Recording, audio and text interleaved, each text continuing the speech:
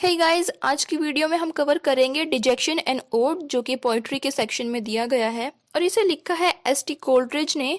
S T Coleridge was born on 21 October 1772 और ये एक आइडियलिस्ट थे और एक ड्रीमर भी थे। और जो इनकी फ्रेंडशिप है विलियम वर्ड्सवर्थ के साथ वो बहुत ही ज़्यादा फेमस हुई थी और इनके लाइफ में बहुत ज़्यादा इंपॉर्टेंस भी रखती है, क्योंकि उनके साथ मिलकर कोलैबोरेशन में इन्होंने एक वर्क पब्लिश करवाया था, लिरिकल बैलेड्स, जो कि बहुत ही फेमस हुआ था। और इसी की बात मानते हैं कि जो रोमांटिक का टाइम था, रोमांटिक पीरियड था, वो स्टार्ट हो जाता है।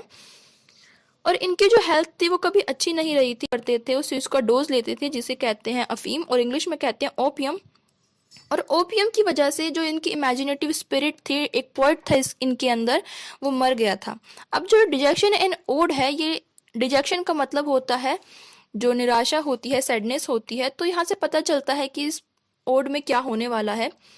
तो ये मेनली लिखा गया था इनकी जो बिलविड थी उनके लिए, जिसका नाम था सारा हचिंगसन, लेकिन वो इन्हें पसंद नहीं करती थी। ये एक डिजेक्टेड लवर थे और वन साइडेड लवर थे, क्योंकि सारा इन्हें पसंद नहीं करती थी क्योंकि ये ऑलरेडी मैरिड थे। और जब इन्हें अपने लव के बदले में लव नहीं मिला तो इनकी जो कंडीशन थी वो और ज़्यादा ख़राब हो गई। पहले ही ये ओपियम का यूज़ किया करते थे जिससे उनकी इमेजिनेटिव स्पिरिट मिल गई थी, और अब ये एक डिजेक्टेड लवर भी बन गए थे, जिससे कि जो इनकी पावर थी इमेजिनेशन की, पोइट्री लिखने की, वो बिल्कुल ही ख़त्म हो गई थी।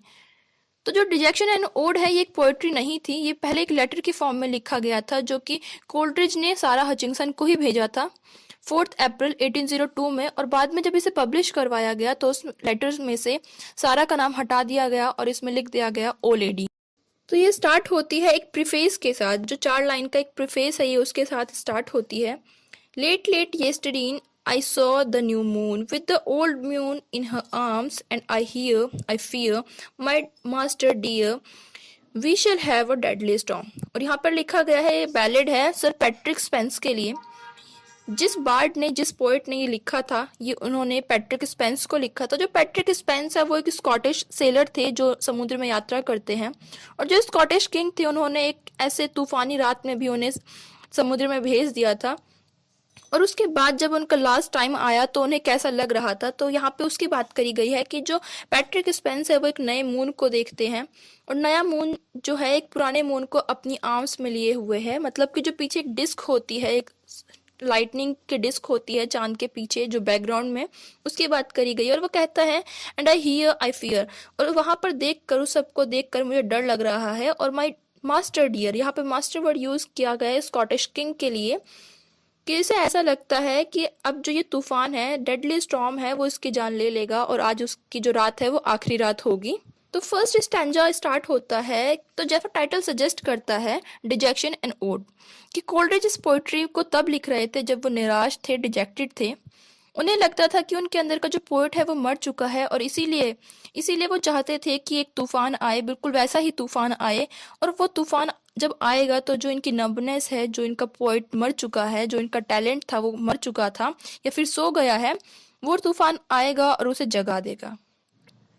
अब पोइट आगे बोलता है कि अगर उस बार्ड की, जो जिसने ये बैलेड लिखा है, प्रीफेस लिखा है, अगर उस बार्ड की ये बात सच है कि जब नया मून पुराने मून को अपनी आर्म्स में लेगा तो तूफान आता है, अगर ये बात सच है तो आज भी बिल्कुल एक वैसा ही मौसम हो रहा है और शायद आज भी एक तूफान आए।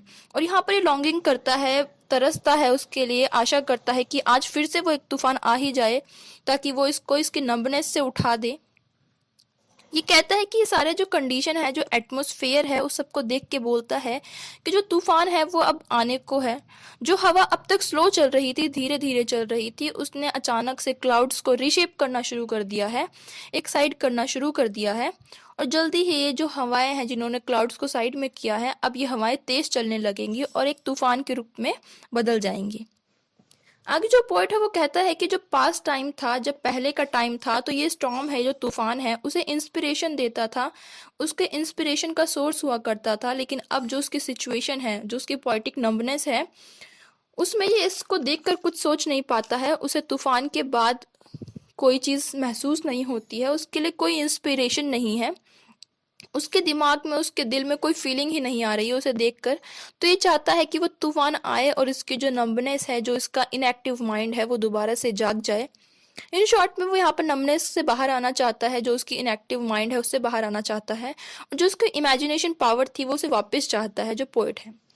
अब सेकंड स्टैंजा स्टार्ट होता है तो इसमें जो पोएट है वो कहता है कि वो बहुत ही ज़्यादा निराश है और उदास है, जो क्योंकि वो एक डिजेक्टेड लवर भी है और उसने अपनी पावर भी खो दी है इमेजिनेशन की, इसीलिए वो बहुत ज़्यादा सैडनेस में है। वो कहता है कि नेचर की कोई भी खूबसूरत चीज़ उसे खुशी नहीं दे सकती है, उसके दिल में कोई जॉय नहीं बचा है, कोई खुशी नहीं है, इसीलिए वो नेचर में भी ब्यूटी नहीं देख पा रहा है। और उसकी जो ये ग्रीफ है, जो उसकी उदासी है, उसे पोएट को ओवर पावर कर लिया है, उसके ऊपर पूरा उसने पावर कर लिया है, और उसे अब सिर्फ दर्द और उसे अब दर्द भी महसूस नहीं होता है, वो इतना ज़्यादा नम्बनेस में चला गया है।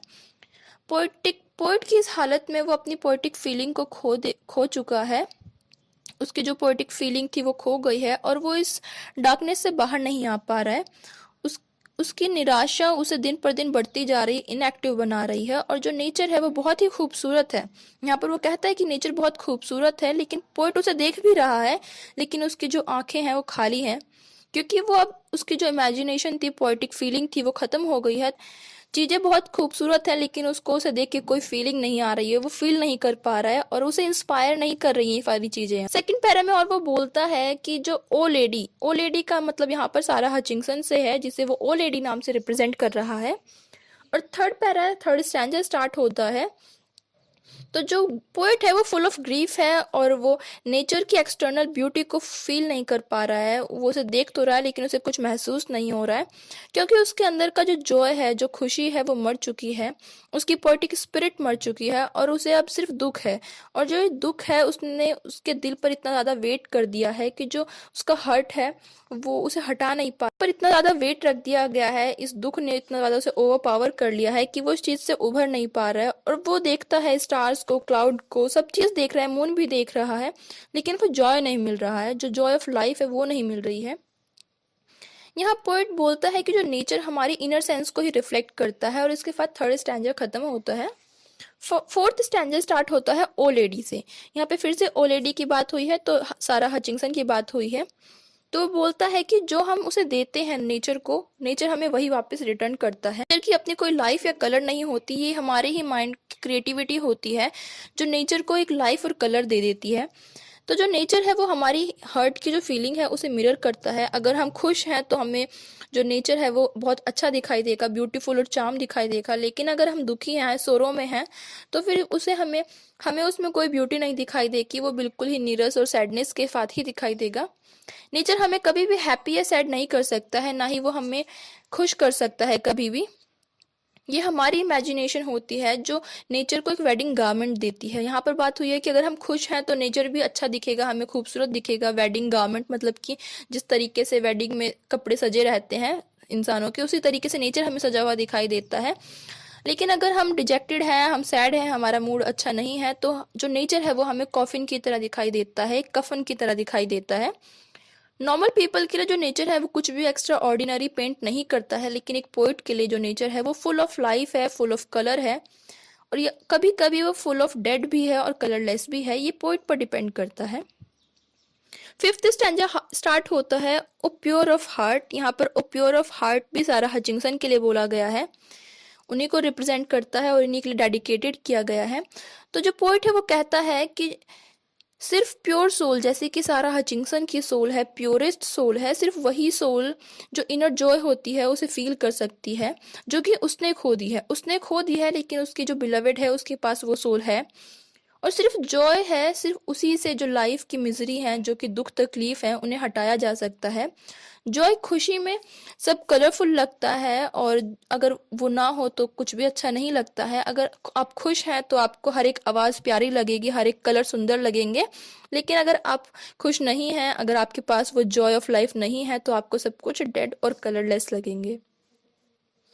सिक्स्थ स्टैंजा स्टार्ट होता है। इसमें स्टार्टिंग में पोएट जो कहता है कि कुछ सालों पहले उसे एक ब्राइट फ्यूचर की आशा थी, एक होप थी कि उसका जो फ्यूचर होगा बहुत ही ब्राइट होगा, उसकी जो पोएटिक इमेजिनेशन थी वो बहुत ही ज़्यादा खूबसूरत थी। उस टाइम वो खुश नहीं था, लेकिन उस टाइम पे उसके पास होप थी, जो कि सबसे बड़ी चीज़ है, उसके पास होप थी। और उस होप ने, उस आशा ने उसे उसके मिसफॉर्च्यून से बाहर निकाला, जो उसका बुरा समय चल रहा था उससे बाहर निकाला। उसकी लाइफ हार्ड थी लेकिन उसका दिल हमेशा खुश रहता था, खुशी से भरा रहता था, और इसी खुशी, इसी जॉय ऑफ लाइफ ने उसे इमेजिनेशन की पावर दी थी कि वो कुछ भी इमेजिन कर सकता था, और ये चीज़ उसे हैप्पीनेस देती थी।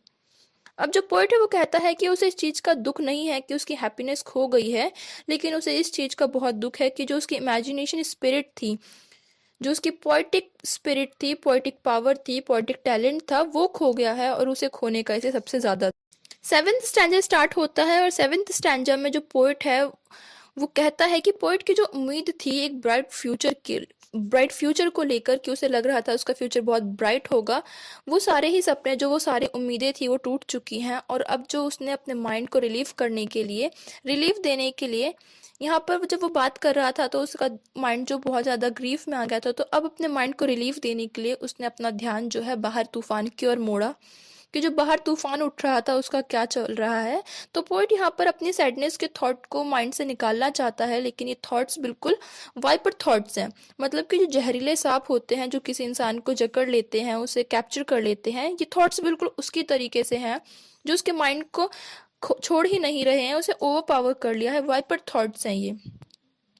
अब वो तूफान की ओर ध्यान देते हुए बोलता है कि जो हवा है ये एक वाइल्ड म्यूजिक बजा रही है, क्योंकि जो हवा है ये जहाँ से जंगलों से होते हुए आ रही है, तो पेड़ों के बीच से या फिर घास पे जो उसकी आवाज़ है, हवा की वजह से जो आवाज़ है, ये उसे अब वाइल्ड म्यूजिक लग रहा है। कभी एक टाइम था जब उसे ये सारी चीज़ें बहुत ज़्यादा खुशी देती थी, लेकिन आज उसे इस चीज़ से डर लग रहा है। और यहाँ पर एक बच्चे का एग्जाम्पल देता है कि जैसे एक बच्चा होता है किसी तूफान में खो जाता है, और वो अपनी माँ के लिए आवाज़ लगाता है, उसकी जो माँ उससे बिछड़ गई है, उसकी हालत बिल्कुल यहाँ पर वैसी ही है, एक डिजेक्टेड लवर की तरीके से वो बताता है।